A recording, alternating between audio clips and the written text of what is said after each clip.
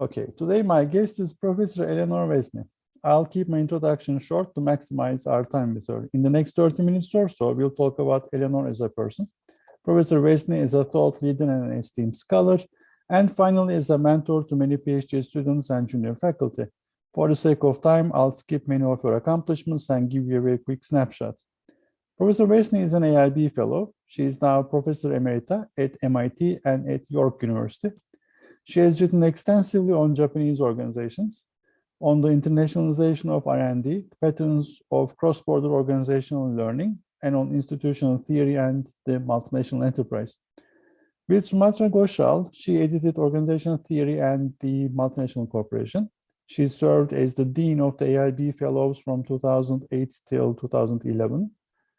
She has received the Eminent Scholar Award in 2013, the Global Community Award in 2021 from the IM division of the AOM. She has served as chair, program chair, track chair, or member for the AIB Farmer Dissertation Award Committee, AIB Annual Conference, Fulbright Fellowship Council, and NSF Doctoral Dissertation Awards in Sociology Committee. She was also a consulting editor at JIPS, and thank you, Eleanor, for joining us. Thank you. Very good and very lovely short introduction. That sounded great. Thanks. Eleanor, what did you want to become when you were a child? Do you know, I don't think I even thought about what I would become. I just wanted to be something where I could spend most of my life reading. So that worked out. Yeah, it did. And you got the books right behind to prove. Indeed, yes. Can you remember the earliest moment of awareness between domestic versus foreign? I think it was when I was a child, because I grew up on a small family dairy farm. And in the 1950s, Ontario farmers had a program whereby people from Europe who had agricultural backgrounds and really needed work could come and work on a farm in Canada for a term. So from the time I was quite small, we had a hired hand. And most of them came from the Nordic countries. One was Norwegian, one was Danish. And it was an eye-opener to me that there were people from other places who didn't speak English very well, and I didn't know anything about where they came from. Interesting. How did you choose scholarship, or IB scholarship in particular? How did you choose your Well, scholarship chose me. It was an era where funding was quite generous, and if you did well as an undergraduate, your professors encouraged you to just stay on the escalator.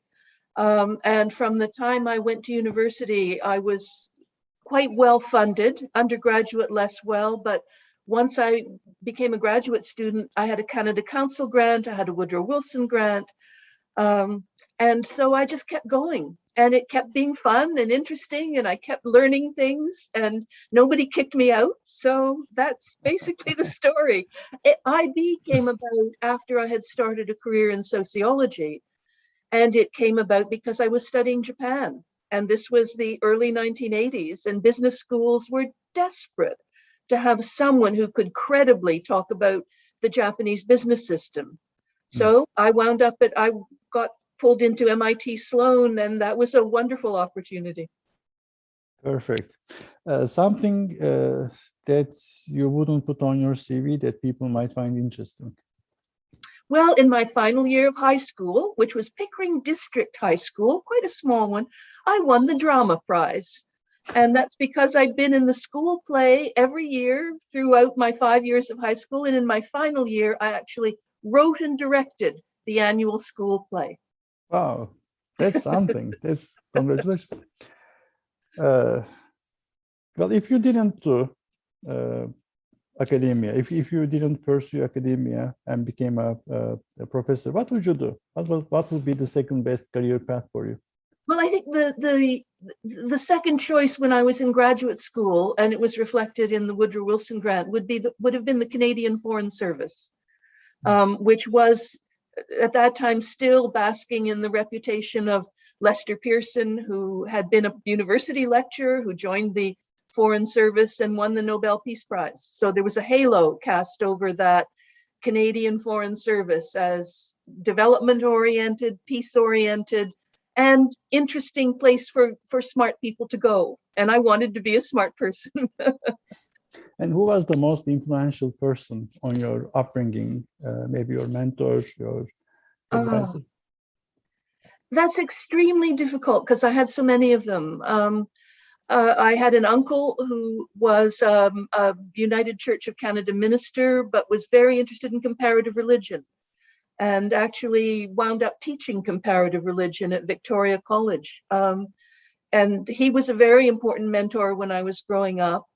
In high school, I had an English teacher who had worked in publishing before she became an English teacher, and was a character, and very demanding and insistent on correct grammar and on correct and clear writing and on memorizing large chunks of English literature, which has stood me in. I can still recite most of Tennyson's Ulysses by heart, and it's a great resource to have in the memory banks. Oh yeah, yeah. Regrets? Have you got any regrets? Sorry? Regrets? Anything Regrets. You wish you would have done or done differently? Yes. I think the thing I regret most is not earlier in my career embarking on collaboration with really smart colleagues. I was a bit defensive. I think I justify it to myself as, when you're a foreigner studying Japan, you're always struggling for credibility, and feeling that you actually don't know enough. And then as a sociologist joining a business school, I felt, and I hadn't had a business degree, I always sort of felt I didn't know enough to be there, but I was learning things. But that defensiveness got in the way of my showing my work to people at an early stage. And that included my first book. I don't think anyone saw the manuscript until I sent it to the Harvard University press editor. Once I got more established and had some insistent colleagues who wanted to work with me, bless their hearts, in spite of everything, I learned the joys of collaboration and how infinitely easier it makes the extremely difficult task of writing academic research. When you say defensive, this is not about you being worried about them stealing away your ideas. No, it is not something at else. all. No, I was afraid they might find out that I didn't have many good ideas.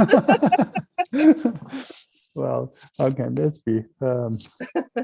Okay, about failure and what you learned from failure. What was your biggest failure?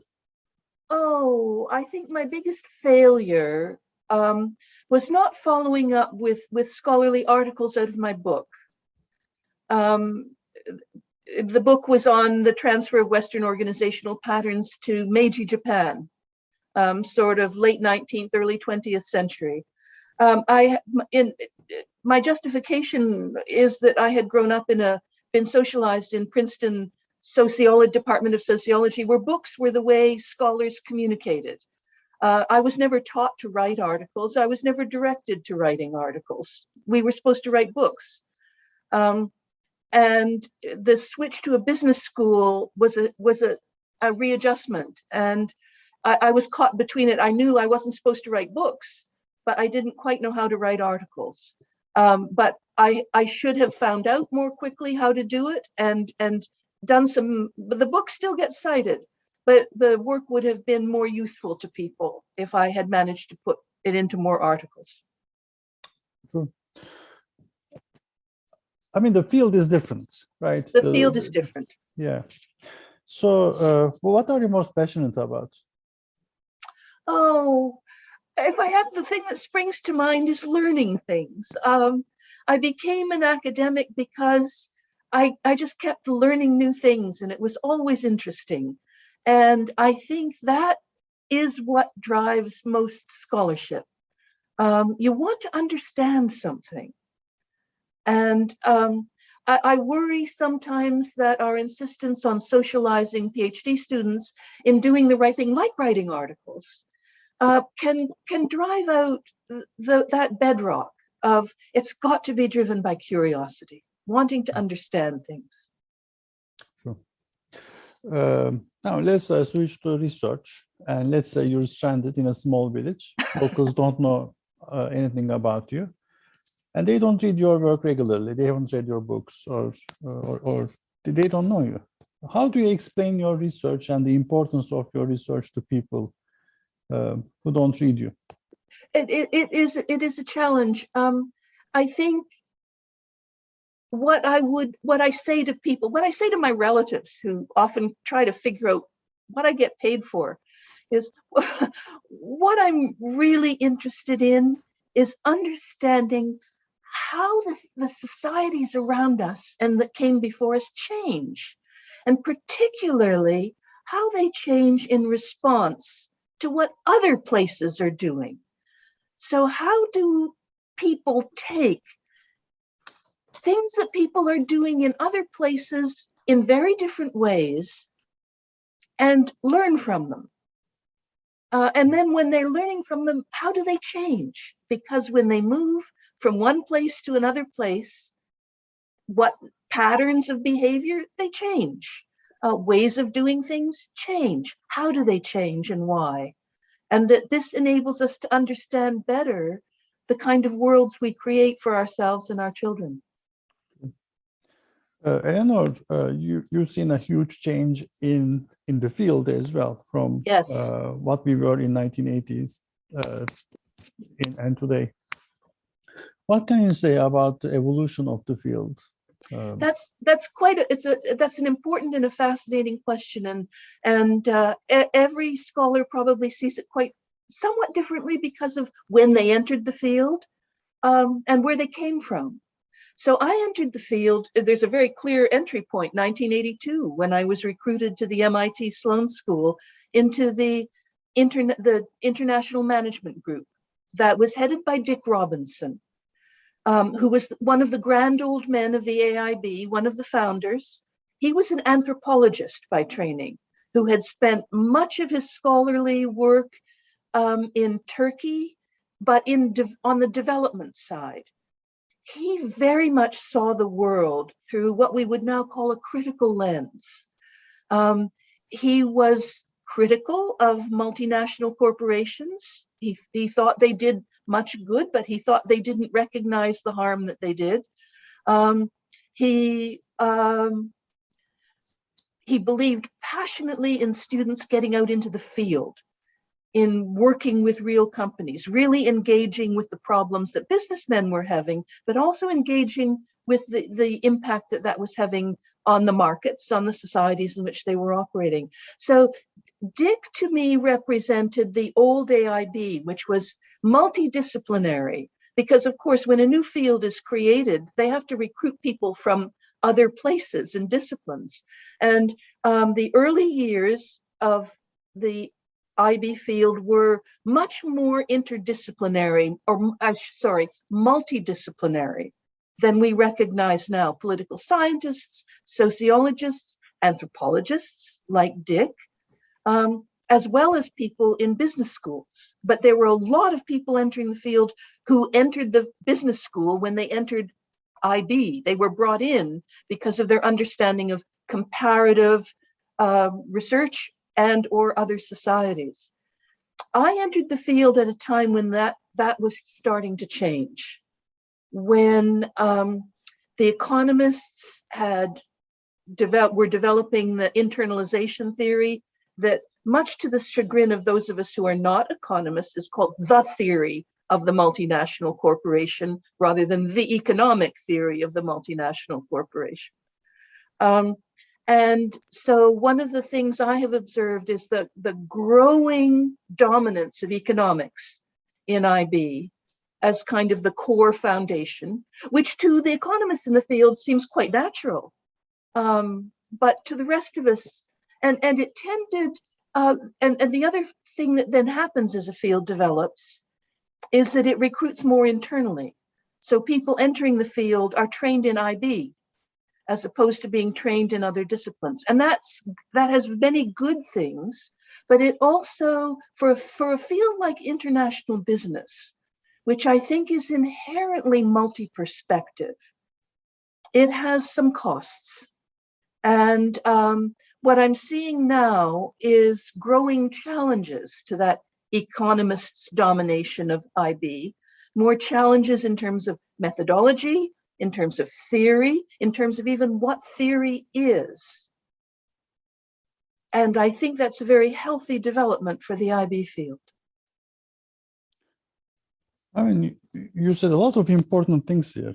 I mean, we were discussing with a colleague a couple of days ago about colonization of the fields by economics. Ah, yes.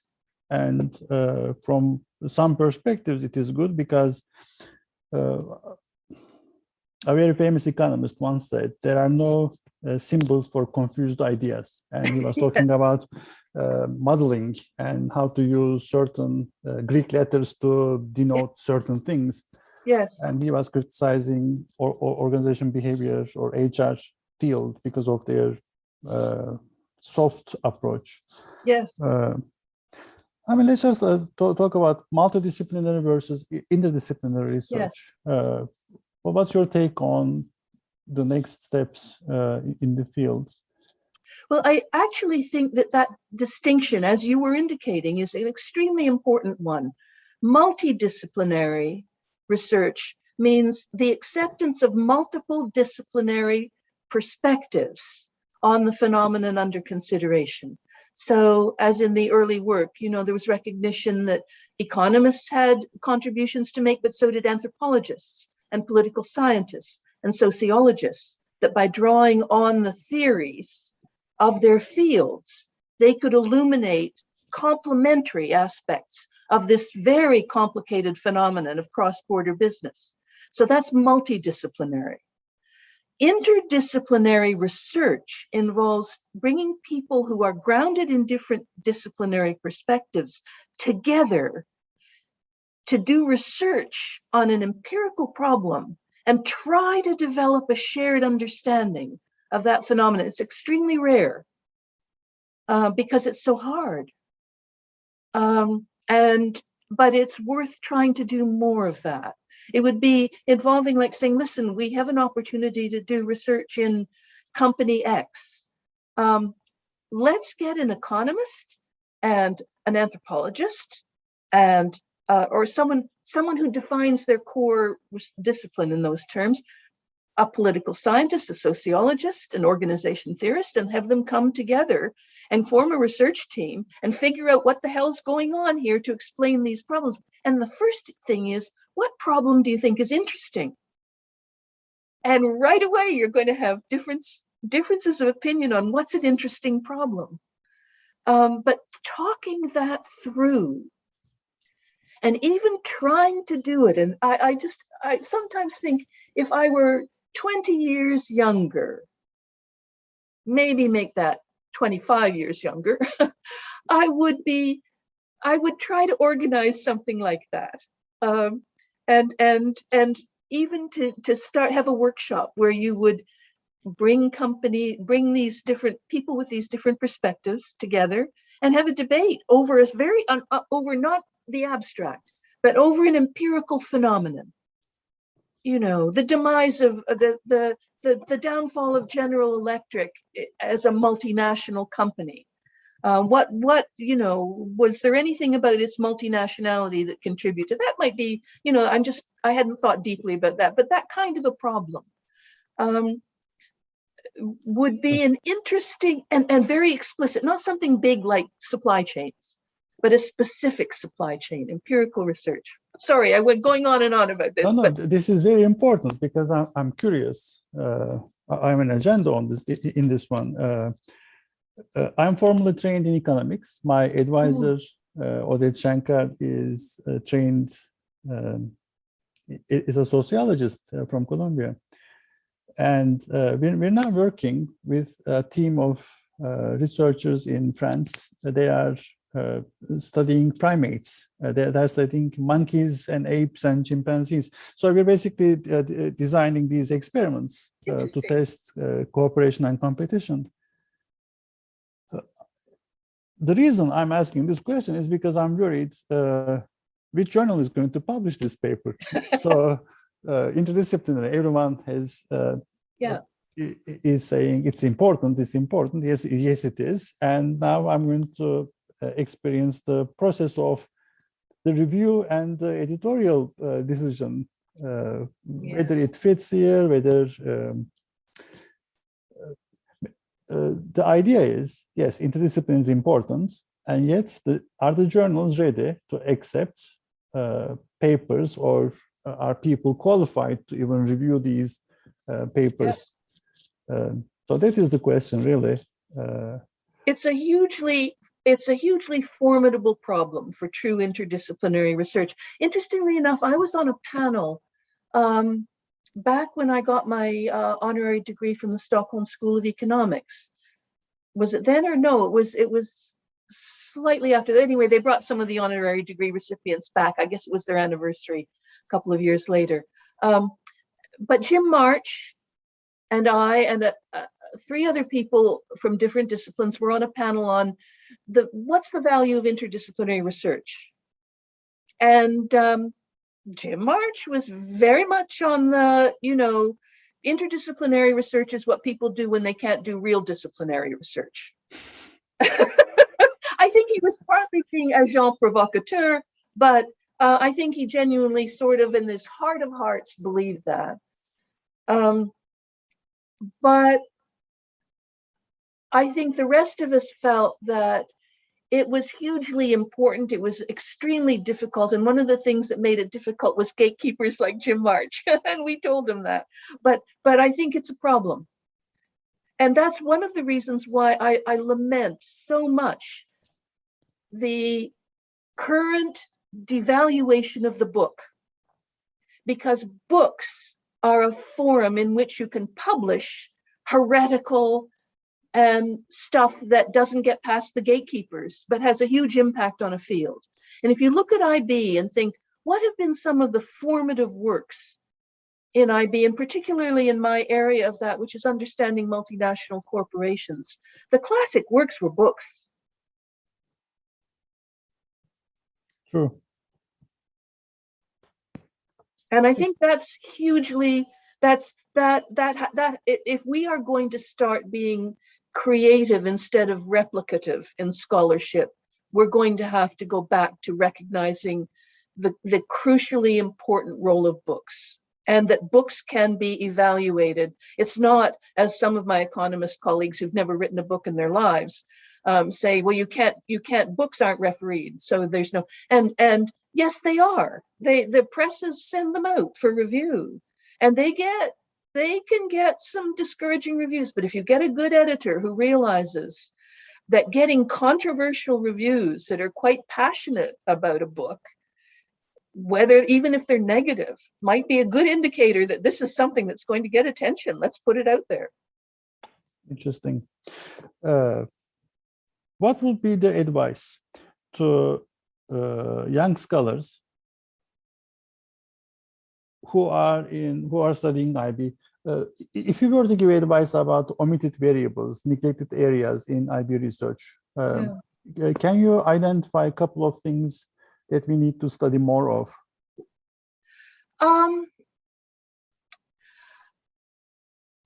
I do think, this is not, I think one of the interesting things for young researchers is to find an omitted, not so much a totally omitted area, as an area that has some history, but hasn't been mined very well.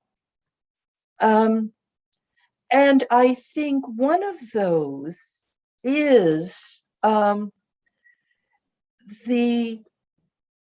of the classic themes of IB back in the 70s was the very different perspectives you can get on the MNC from people in corporate roles and people in local roles. And what's very interesting is that corporate and local roles in multinationals have changed dramatically. It used to be that basically anyone in a subsidiary was in a local role, except perhaps for the general manager of the subsidiary.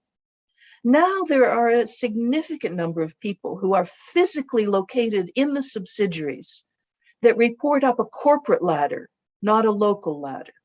They're the local person for the global supply chain management organization, for example. They're a local quality control person for the global quality control thing. They're the local brand representative for the global brand organization. They're the people that are now much farther down in the hierarchy, but they're in that interesting position that the subsidiary manager was in the 70s, when much of the pioneering work was done, the 70s and early 80s, where you're trying to speak with both voices. You're seeing the local, you're embedded in the local, but you're talking up to the corporate, and you're a carrier of the corporate into the local. Those roles have been underexplored in contemporary IB. And I think if we really want to invigorate our teaching and bring it relevant, bring increasing relevance to our students, that's the kind of thing we should be looking at. Sure. Thank you for that one. Eleanor, about advice to young scholars, what are some of the common mistakes that you see junior faculty or PhD students make in handling their careers early on? Oh dear, some of my colleagues are going to kill me for this, and it does reflect my own biases and training. I think that the biggest mistake you can make is signing on as a research assistant to your professor's research topic and getting your research agenda more or less defined by this project. Now, the project can give you funding, it gives you attention, it gives you a nice clear problem. Phew, you know, those hours sitting in a room saying, what am I going to do? You don't have to deal with that. The danger is that you don't have to cope with the most significant part of an academic career, which is deciding what you're going to focus on and what you really, really care about. And so quite often, something you should go through as a graduate student, you go through in the middle of your junior faculty trajectory after you've milked your dissertation for as many articles as you can get out of it. And now you have to answer the next question, which is, what are you going to spend the next 10 years on? And you haven't figured out how to figure that out. So that's a mistake, I think. There's a question I skipped, but now I want to go back to it, about idle curiosity, about how the mind wanders freely. Yes. And about coming up with creative ideas, creation of ideas. How does it happen in a process where there's the big name scholar who is directing PhD students to do certain things? Well, what's your suggestion on creative ideas, coming up with the next big question in IB? Yeah, I mean, that's a toughie. And again, my bias is very much that of my training. So it might not be very useful, but here it is. I think broad reading really helps. Advisors want to be helpful. They're not directing their students because they're exploitive, nasty people who want free labor for the most part. They're really trying to be helpful. And one of the responses that a creative and committed graduate student can make, who's really thinking about a long-term career as an academic, is to sort of think, this is a research opportunity. Is there anything in here that really speaks to me as an interesting, could I propose a kind of side project on this? So, you know, the research director is saying, I'd like you to look at or do these interviews with this subset, and it'll be a nice publishable piece of, and you can say, what is something in this general area of whatever it is the topic is, or whatever the access is, that I care about? And to get those ideas, read widely. And not just articles, I think, not just contemporary articles. One of the things I've noticed is how few IB publications cite things before the mid-90s, when everything got happily logged onto Google Scholar. And one of the things to do is do some backtracking. So find some pieces by people, scholars, articles that you really, really like.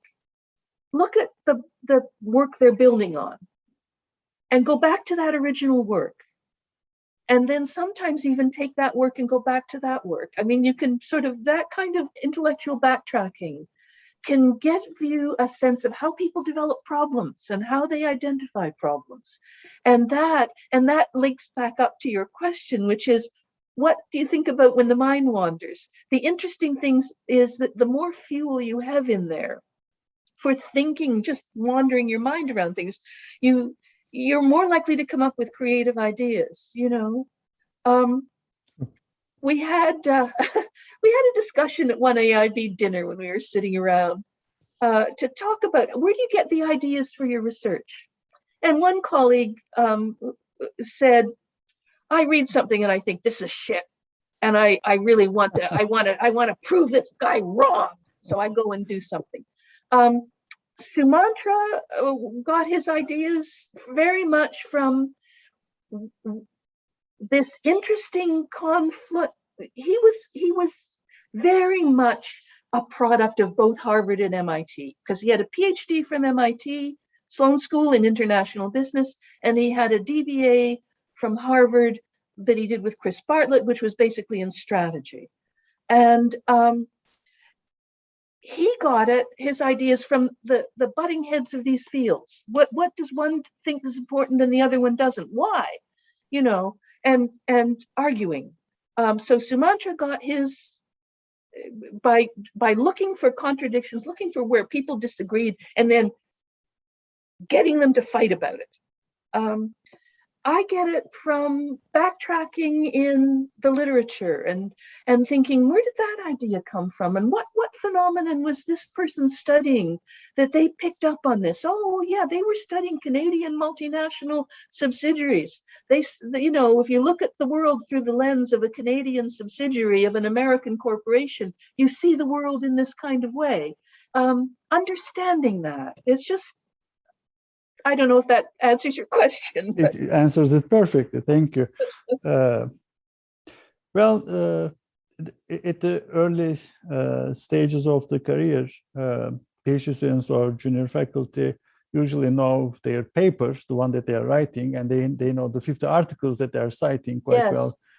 And this advice really addresses their shortcoming. Mm-hmm. But what about the mid-career faculty?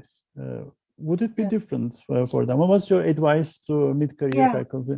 I think now it is starting to vary. It's too bad, because even mid-career, if you have tenure, you're still under huge publish or perish pressures. And that old New Yorker cartoon, you know, poor Professor Smith, he published and perished anyway. You know, I mean, you get on a treadmill. But I do think it is important to say, I need to set a 10-year plan for myself, and I need to be deeply engaged with what I'm doing during those 10 years. What can I do that really, really interests me? And I think it's important to understand. And I think those two things go together. It's important that this get understood, and being clear on who your constituency is. You know, I think one of the problems for the IB field, and it's inherent in business disciplines, is the capture by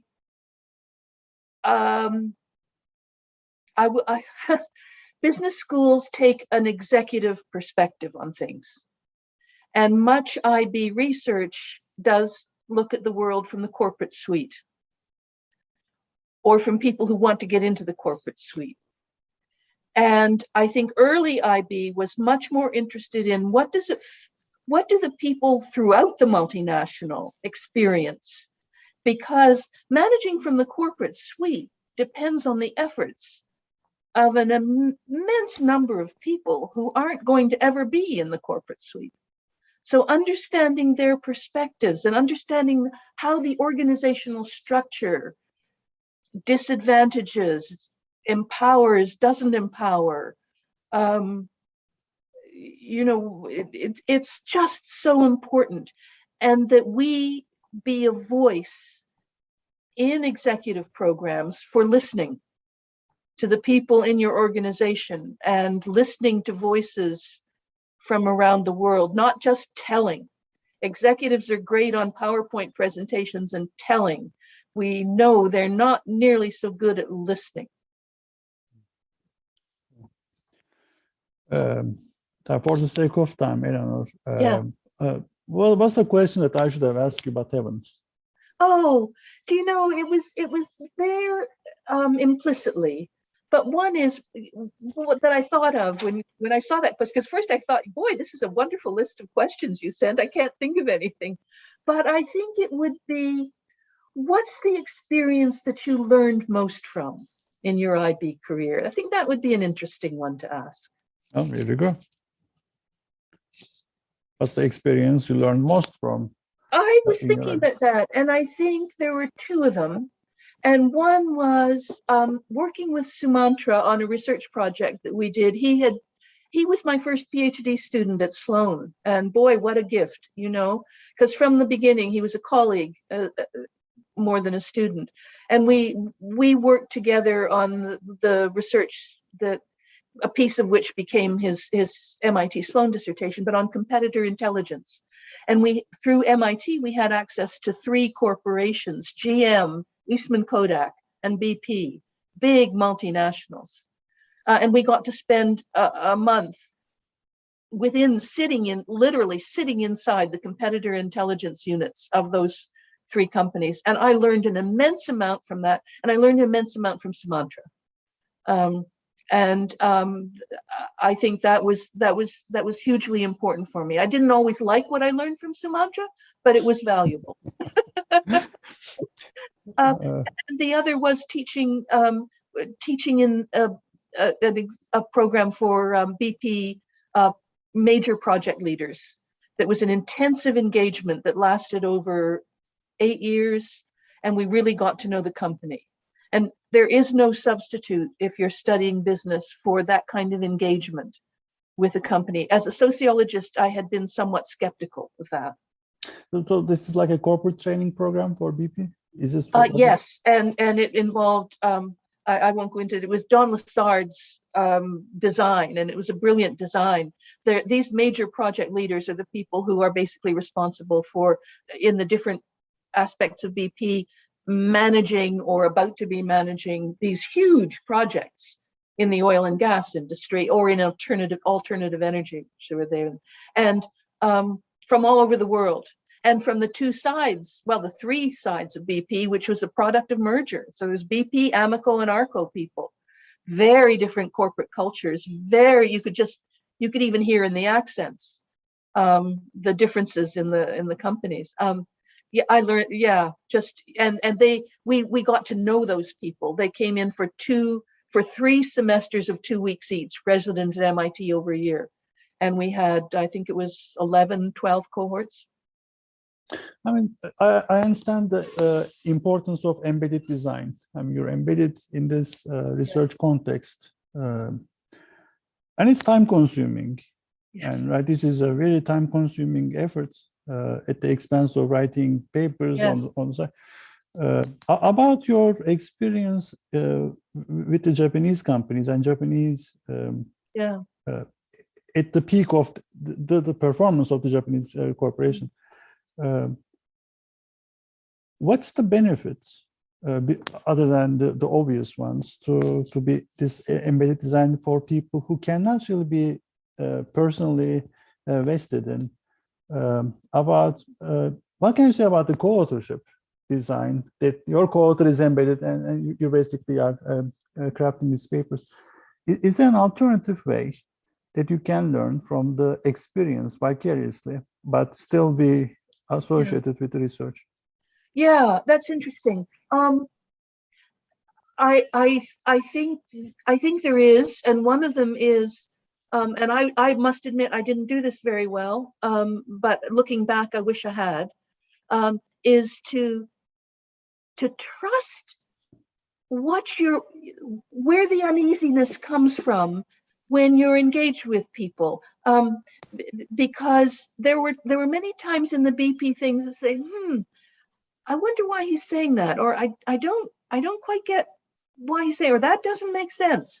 But in the interests of getting along, you just sort of cruise over, and you don't keep notes on where are those slight friction points. And to sort of, if you can figure those out and then say, this is something I would like to explore in other ways. I think the main function of these intense engagements is to give you perspectives that you then take into more conventionally designed research projects, which is again why it can be very useful to do collaborative research, because you can have a colleague who's maybe deeply embedded in these programs who can provide some really useful input onto the research and become a co-author. But on another research project that doesn't involve them coming out in public in print with any potentially critical statement about the company they're so invested in. Eleanor, thank you so much for this interesting and very candid interview. I enjoyed it. I learned a lot. I did I'm sure the too. audience Thank you. will agree with me. Thank you so much. Thank you.